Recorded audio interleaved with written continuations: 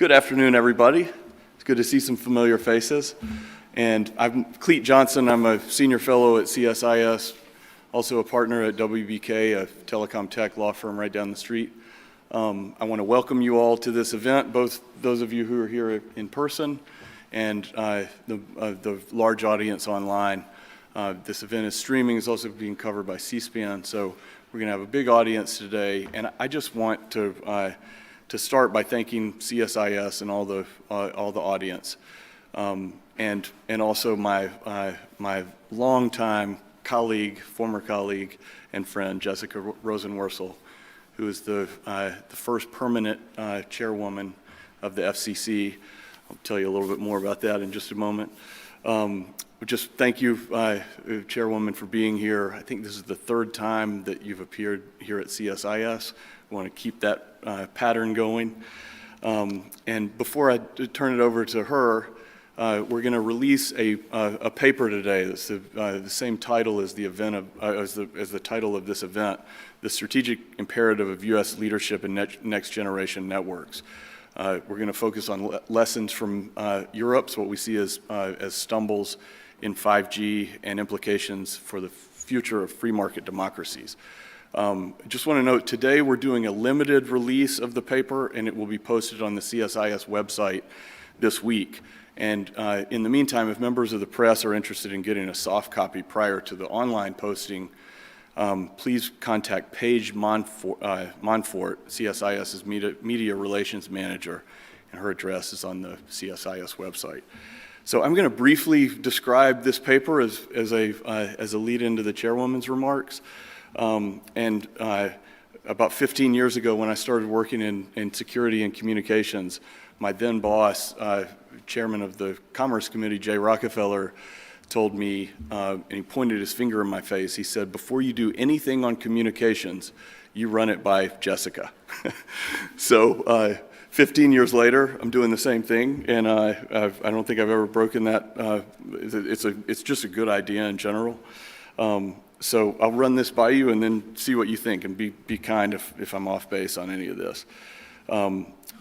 So the general thesis of this paper is that the internet, and more specifically the ubiquitous connectivity driven by next generation wireless broadband, we'll just call that 5G for right now, recognizing there will be future generations as well, is now a crucial domain for both autocracies and market democracies in the 21st century. Remote and mobile connectivity is an increasingly essential component of a functioning modern society. And our thesis is, if leveraged for dynamism and innovation, rather than authoritarian command and control, 5G provides the foundations for solutions to some of the world's most pressing challenges, from climate change, food supply, AI advances, healthcare. It can help bring about a more prosperous, peaceful, healthy world. In contrast, the social control and information operations that can arise through exploitation of this connectivity is essential to the autocratic ambitions of authoritarian regimes such as the People's Republic of China. Here I want to be specific. We're talking about the government and the Chinese Communist Party, not the Chinese people. PRC is emerging as the most powerful authoritarian state in human history, and also its increasingly aggressive strategic partner, Russia. Together, these governments and their supplicant states seek global influence and domestic power through control of natural resources, supply chains, and most importantly, information. What that means for us here today is that communications regulatory governance is actually a very powerful strategic security lever. And we, the United States and our allies in the market democratic world, should wield that to advance our values. Just as we were talking about this in the back room, just as we formed NATO to protect market democracies after World War II, we should now apply the same commitment to principles of free market dynamism, innovation, fair competition, protection of human rights to today's technological environment, in which 5G's capabilities can profoundly shape societies and government structures. In short, we can help guide and enable free market democracies by ensuring that the 5G platform that will shape those societies reaches its full potential to help solve those challenges. And we really need to get this right now in order to win the strategic future because 5G has higher stakes compared to previous wireless generations. We, in the free market democratic world, are competing with the PRC, Russia, and other authoritarian regimes on these technologies. And the real question for us now is, will the future be one of freedom and innovation or one of surveillance and control? It really is a fork in the road, and we think that's the reason why it's imperative the United States continues to lead in this 5G marketplace. Fortunately, by most meaningful measures, the U.S. is presently leading that emerging 5G global economy, and with a flexible pro-innovation regulatory framework that's national, continent-wide. U.S. 5G stakeholders are competing through every economic sector to outperform each other, to beat each other, with further reaching, faster, more secure, more reliable, more resilient networks, the best in the world by most measures. We saw that during the COVID lockdown. Again, currently the U.S. is the world's 5G innovation hub. Europe's fragmented and prescriptive regulatory environment has continued to hobble deployment of advanced communications networks, and meanwhile, the PRC is scrambling very urgently and with the purpose of an authoritarian government to catch up. And Russia can't really even secure its communications on the battlefield, much less compete at 5G, but our primary competitor here is China and the PRC.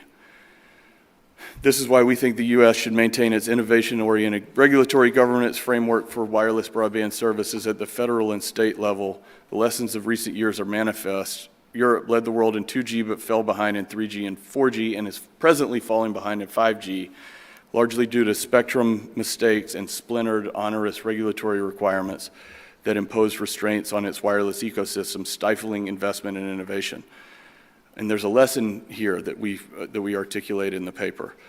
And it is essentially that proposals that would give significant regulatory power to state governments and adopt more intrusive prescriptive regulatory regimes at the federal level would be sort of a double whammy of combining the stifling effects of the PRC's centralized top-down command and control approach with the splintering effects of Europe's approach, in which, in the EU's case, there are 27 different regulatory approaches to wireless. So we're proposing that the U.S. double down on its 5G leadership to promote innovation and prove that free market democracies best promote trusted, innovative communications technologies. 3 categories of recommendations. I'm not going to go through all of them. But first, will come as no surprise, the U.S. should foster rapid 5G deployment by continuing to make spectrum available to commercial wireless. This is the hardest. I think it was back in those early Rockefeller days when I first learned the term beachfront spectrum. It's hard to free it up, but we have to. The government has to find ways to do that, and particularly licensed, particularly mid-band. Second, the second category of recommendations is the U.S. should pave the way for future innovation by, number one, clarifying and reestablishing the FCC as the federal government's primary authority for commercial spectrum allocation. We've seen some harmful, I'll just say, sort of relitigating in certain bands that is bad for the country, is bad for 5G deployment. Another example of a way to pave the way for future innovation is to lead efforts toward globally harmonized licensing of spectrum bands. This allows the global scale necessary for trusted suppliers to design and market semiconductors and other related components. And third, with regard to future innovation, is to leverage the $1.5 billion Wireless Innovation Fund that was part of the CHIPS and Science Act administered by NTIA to promote next generation networks, open and interoperable architectures. Third category of recommendations is to lean into free market democracy and prove that free market democracies best foster trusted innovation communications technology. Promoting trust, and CSIS has put out criteria for security and trust in the telecommunications networks and services. Also, building on the Prague proposals, that the FCC has long been part of promoting. Leveraging partnerships with like-minded nations to counter predatory practices and promote global economy of scale. And finally, safeguarding international standard-setting processes for private sector technical innovation and protecting intellectual property rights. So our keynote speaker, and again, just a reminder, we will be putting out a limited release of this paper today. It will be posted on CSIS's website this week. If media or other stakeholders would like to have a soft copy before it's posted, please contact Paige. And with that, I have the honor of having the chairwoman of the FCC check our work. Please be kind. I've had the honor of knowing Chairwoman Rosenworcel for about 15 years, back when she was just Jessica, smart as a whip Jessica, but now as chairwoman and previously as a commissioner at the FCC, she's been a leader on a host of issues that are really close to my professional and personal heart. 5G. I think she was the first public official that I heard talk about virtualized networks, and she's been a leader on these issues for a long time. Public safety communications, the importance of a 911 call going through, and security. I think we're going to hear about some of that today. What I didn't know in all those 15 years, and I found out in December at what was previously called the Chairman's Dinner of it's the Federal Communications Bar Association. I call it the Telecom Prom. Big gala dinner. For decades it had been called the Chairman's Dinner. That's because there had only been chairman of the FCC. It's now called the Annual Dinner. And for those of you outside of the communications law tribe, this dinner is a funny, quirky, inside joke fest where the chair of the FCC stands up and does a monologue with really funny jokes. It's hard to do. I don't envy any chairperson doing that job. But what I did not know about Jessica Rosenworcel is how funny she was on stage. And she crushed it. I think it was one of those things ripples through the audience of like, that was great, this is so funny. And with 5G and AI in mind, I'm just gonna show the power of AI by retelling one of the jokes that the chairwoman said at the dinner. Everybody has probably seen the chatbot, the new chatbot put out by OpenAI called ChatGPT. One of the jokes that the chairwoman told, it was actually not just a joke, it's just reporting what this chatbot provided her. She asked that they've had her staff run through what would AI tell us, what would AI say about robocalling if in the King James version of the English language, and came out with this really funny thing about what the bot said. Then the second question is, what does ChatGPT have to say about the first permanent chairwoman of the FCC in Shakespearean language? And here's what it says. Lo, the chairwoman of the Federal Communications Commission doth oversee the realm of telecommunications. She sets forth the rules and regulations that govern the airwaves and the flow of information. She is the guardian of the public's right to access the airwaves and ensures that they are used in a fair and just manner. She is the arbiter of disputes and the protector of the common good. In short, she is the queen of the communications world, and her word is law. So thus speaks AI, and with the power of AI in mind, I want to go back to, we want the power of AI to be driving free market democracies, not authoritarian, top-down authoritarian autocracies. So with that, I'll introduce Chairwoman Jessica Rosenworcel.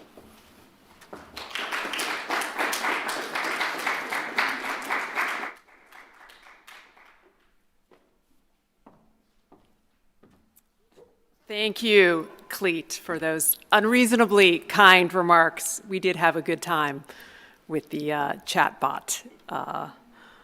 In any event, to everyone else, let me just also say good afternoon and thank you to the Center for Strategic and International Studies for having me here today and for this timely discussion. As you heard, today's CSIS is releasing a new paper on the strategic imperative of United States leadership in next-generation communications networks. So I am super happy to have this opportunity to talk to you about this topic on the heels of what I think is a really major victory. And that's the election of the United States candidate Doreen Bogdan-Martin as Secretary General of the International Telecommunication Union. Now, in the grand scheme of things, this was a little-known election at a little-known United Nations agency. A whole lot more ink was spilled on our nation's midterm elections, so you'd be forgiven if you didn't spend much time thinking about it here at home. But Doreen's ascendance to this role really matters. In fact, it really matters for the technology leadership that is the focus of today's CSIS paper. Let me explain why. Doreen is the first woman to lead the ITU, and that is something I know. I'm the first woman confirmed to lead the Federal Communications Commission, and the instinct to get things done and make up for lost time, I can tell you it's real. She's also only the second American in history to lead the ITU. Her now former opponent was a Russian candidate who was also a one-time Huawei executive. Plus, the Secretary General she replaced was a Chinese national who was in the top position at the ITU for 8 years. So at stake was control of the agency responsible for setting standards for emerging technologies like 5G. This is no small thing, because these standards can support democratic values or suppress them.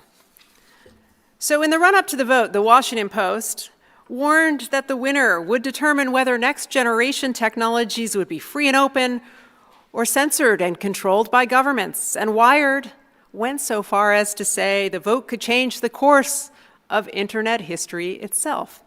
Well, the votes are in, and the global community has spoken. 139 countries voted for Doreen's vision of technology that empowers individuals and strengthens communities. And only 25 countries cast their ballots for her Russian opponent. So by any measure, this is a massive, whopping victory. It shows that the United States is at our best when we are working with our allies and investing in our strengths, our hardwired belief in defending freedom, championing opportunity, and respecting the rule of law. Okay, no rest for the weary, however. We're going to have to now build on this momentum. And the truth is, it's going to take a lot of work because there is intense competition underway to shape what comes next. And at the heart of that competition is how next-generation 5G networks are deployed and evolve. There's a lot of good reason for this. You know, so often when we think about 5G in the United States, we talk about our phones. But if we do this right, our phones will be the least interesting thing about our 5G future. This is not about that small icon that appears and sometimes disappears in the upper right-hand corner of a mobile device. It's a whole lot bigger than that. We're talking about using 5G technology to lay the foundation for digital transformation around the globe. Because we are fast heading to a world where next-generation wireless networks connect everyone and everything around us. They will open up possibilities for communications that we can't even fully imagine today. By exponentially increasing the connections between people and things, this technology could become an input in everything, improving agriculture, education, healthcare, energy, transportation, and a whole lot more. And the data that we derive from all of these connections is really powerful. It's going to inform machine learning, artificial intelligence, and the next generation of innovation across the economy.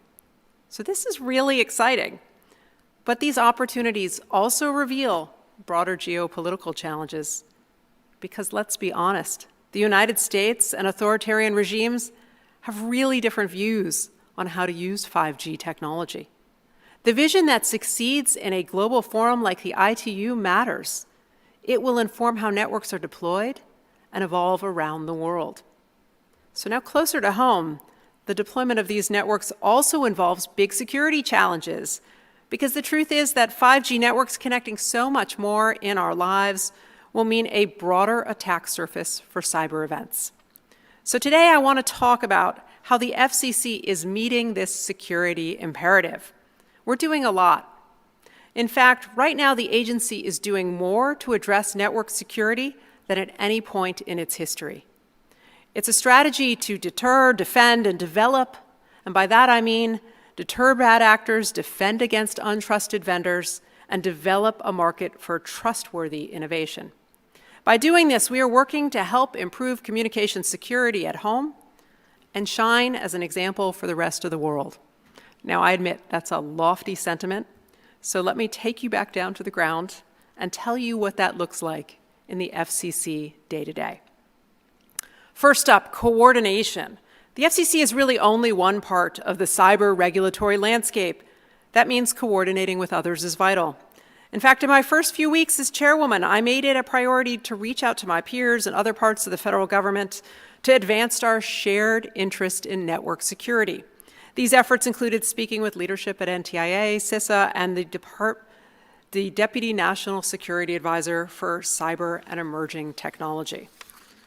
I also did something that you may not have noticed, which is that I revitalized the Cybersecurity Forum for Independent and Executive Branch Regulators.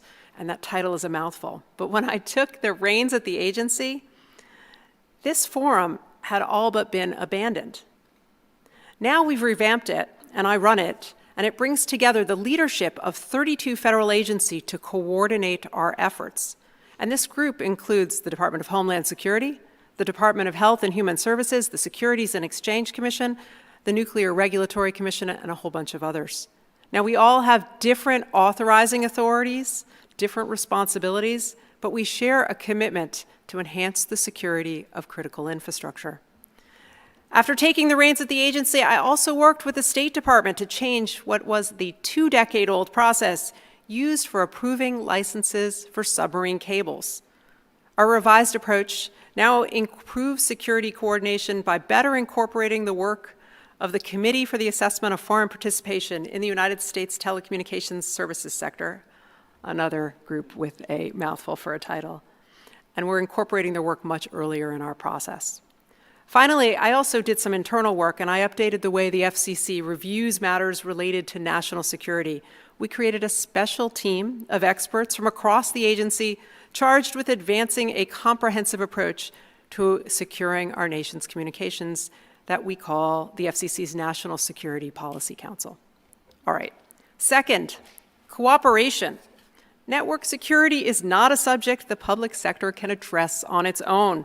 Our adversaries are too numerous and they move too fast, and the government is simply never going to be effective all by itself.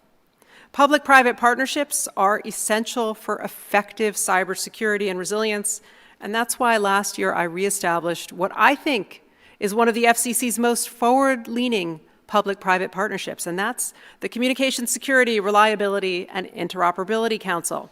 But more than that, for the first time I specifically gave it a 5G focus, and I did something that's never been done before. I designated CISA as my co-chair. In addition, in light of recent security breaches in the communications sector, I asked the Council to review new risks to service provider operations that come from attacks in software and cloud service stacks. And I've also asked them to develop mitigation strategies. All right, third, information sharing. Technology is not going to solve our cybersecurity problem alone. We need better information sharing too. So working with our national security counterparts, last year I published the first ever FCC list of communications and services that pose an unacceptable risk to national security. We call this the covered list, and we developed it using authority in the Secure and Trusted Communications Networks Act. Our initial covered list included equipment from Chinese companies Huawei, ZTE, Hytera, Hikvision, and Dahuya. Since then, we have added equipment and services from 5 additional entities: China Mobile, China Telecom, China Unicom, Pacific Network Corp., and its wholly owned subsidiary ComNet, as well as Kaspersky Lab. The FCC's rules now prohibit the use of our federal funds to purchase equipment or services on the covered list. But the list does more than just that. It provides companies making their own purchasing decisions clear signals about the security of products in the marketplace. Fourth, network security. Equipment with known insecurities just really has no place in our networks. So with the help of Congress, the FCC launched a reimbursement program to finance efforts to take untrusted equipment out of our networks and replace it with secure alternatives. This means nationwide we are supporting the removal of equipment from some of the companies on the covered list, like Huawei and ZTE. And this effort's now underway, though completion by carriers depends in part on further funds from Congress for this reimbursement program, and that is really key. When we set up this reimbursement program, we also made clear this was an opportunity for carriers to transition to open radio access network systems. In the long run, these systems can help diversify technology in our networks and grow the market for more secure 5G equipment. All right, fifth is network resilience. It's going to be impossible to stop all cyber attacks and network outages. So we've taken steps to make sure networks can bounce back after an outage, whatever the cause.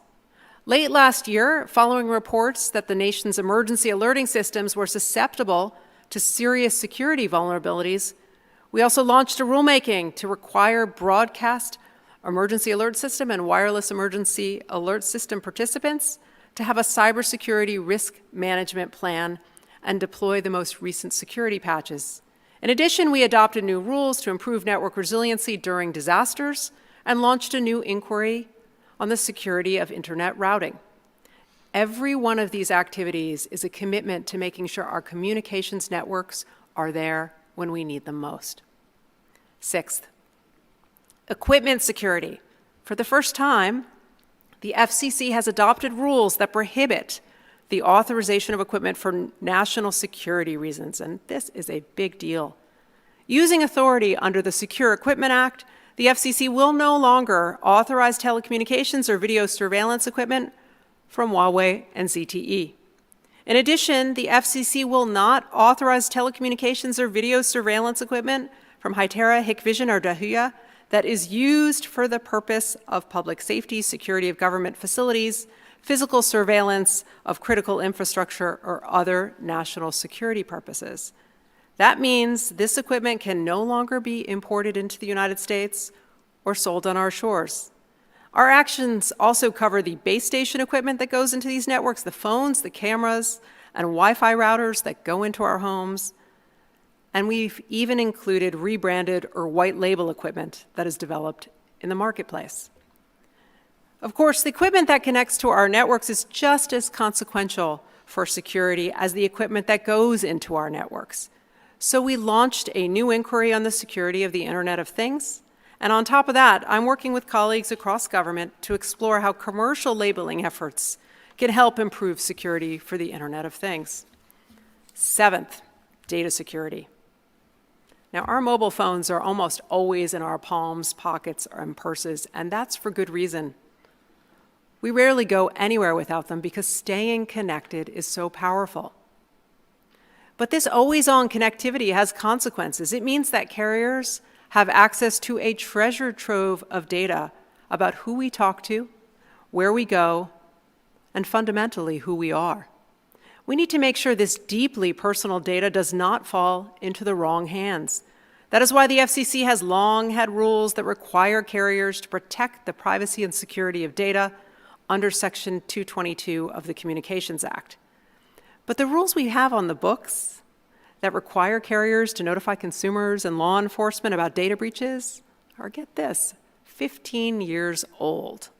So we've started a rulemaking to bring them into the modern era. And in the process, we are also seeking comment about how our obligations can work alongside the forthcoming efforts from CISA under the Cyber Incident Reporting for Critical Infrastructure Act. All right, eighth, foreign ownership. At the FCC, we have a long history of working to open United States markets for foreign telecommunications companies when doing so is in the public interest. These connections, of course, they can make us stronger because they help us share our democratic values with the rest of the world. But we also recognize that every connection is not always consistent with the national security interest of the United States. And when that's the case and we cannot mitigate the risk, we're going to have to take action. For this reason, working with our national security colleagues, at the FCC, we revoked the operating authorities for 4 Chinese state-owned carriers under Section 214 of the Communications Act. By doing this, the FCC established a clear process for taking away a foreign carrier's right to operate in the United States when there are national security concerns that cannot be mitigated. This kind of revocation had never happened before, so this precedent really matters. At the same time, we announced a first-of-its-kind settlement with a company that was required to divest unvetted Russian ownership, pay a civil penalty, and put in place security procedures to review any new ownership through the Office of Foreign Asset Control at the Treasury Department. All right, rounding the bend. Ninth, support trustworthy innovation. Like I mentioned at the start, we're doing more than just deterring bad actors and defending our networks. We are also developing more opportunities for trustworthy innovation. And to get this effort started, we moved really fast to make more mid-band spectrum available to support commercial innovation in 5G. Now, after completing successful mid-band auctions in the 3.45 and 2.5 gigahertz bands, we're planning for what is next by working with Congress to reauthorize the FCC's authority to auction spectrum licenses and refresh the nation's spectrum pipeline. In addition, we launched the first ever inquiry in the United States into open radio access networks. I also established 2 innovation zones in Boston and Raleigh for advanced wireless communications and network innovation research that can help support things like open radio access networks. But a bigger boost in that department is coming because in the CHIPS and Science Act, Congress provided $1.5 billion in support for this technology.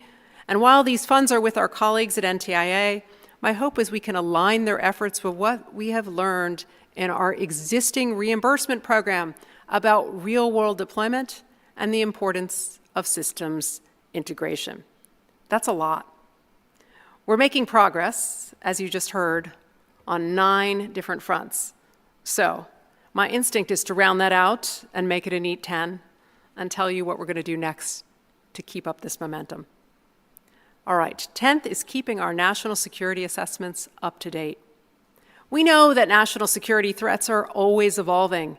And if you've listened this far, I think you know that I believe FCC policies have to keep pace. It sounds simple, but in practice, it's not always easy. This is especially true when it comes to FCC licensing, where our practice has been to freeze national security assessments on the day a license is granted. Now, 2 years ago, the United States Senate Committee on Homeland Security and Government Affairs Permanent Subcommittee on Investigations released a report. And the report was largely on threats to United States networks from Chinese government-owned carriers. In it, they highlighted how the grant of authority to operate communications in the United States is typically a one-and-done activity. In other words, once an FCC license is granted, little is done to revisit the authority and safeguard our networks against evolving threats over time. Here's why that matters. Under Section 214 of the Communications Act, the FCC is charged with granting applications for licenses to provide service in the United States. When we do this, the agency relies on our national security colleagues to identify any issues that might need to be addressed. There is some back and forth in this process that can result in agreement with a foreign carrier to mitigate any security risks identified at the time of the application. But once the FCC grants the authorization and agreement, that review is essentially frozen, even if national security considerations change. In fact, there's not anything in our rules that requires the FCC or national security agencies to generally reassess a foreign carrier's authorization to provide service. And that's in stark contrast to most other authorizations granted by the FCC that have to be considered or reconsidered on a periodic basis. That's why the subcommittee recommended requiring some review of Section 214 authorizations to account for evolving national security risks. I think this is a good idea. So stay tuned, because I will soon share with my colleagues a rulemaking to explore this concept. I believe we can modernize our processes to address these concerns while ensuring that the United States honors the expectations of Section 214 license holders so that the United States itself remains a safe and attractive place to do business. All right, that was a lot. But those 10 efforts I just outlined, they're full of details, but they also serve one big idea. And that is making sure that the FCC uses every tool it has to address evolving threats to communications. The agency is doing more on this front than ever before. And that's because the opportunities and risks of next-generation networks are like nothing that has come before. So strengthening our policies at home is the right thing to do, while we also increase our engagement with the world. And if we needed a further sign that this is the proper course, we have Doreen's historic election at the ITU. This recent vote is a reminder that the global community responds to our vision of communications. Because with our policies, we seek to prove that security and democratic values do not merely coexist, they build on and strengthen one another. So this event is a testament to this too, because the work CSIS is doing to support United States leadership in 5G communications and security is important, and so is the presence of both public and private sector interests here today. After all, working together is the only way to make progress. I am committed to that, and I know all of you here are too. So thank you.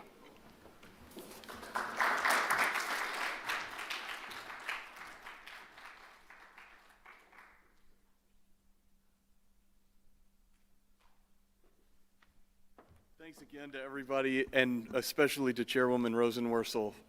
Again, it's just great to see your detail-oriented, comprehensive, methodical approach to policy making, 1 through 10. So looking forward to next steps, and on this very topic, CSIS does plan more programming on those issues, so stay tuned to Chairwoman Rosenworcel's number 10 and to those additional events at CSIS. Thanks to you all, and I just want to give a special thanks to Jim Lewis, the head of the Strategic Technologies program here. He couldn't be here today, but this program and this initiative and this event wouldn't have happened without Jim, so thanks to him. Thank you all, and see you soon.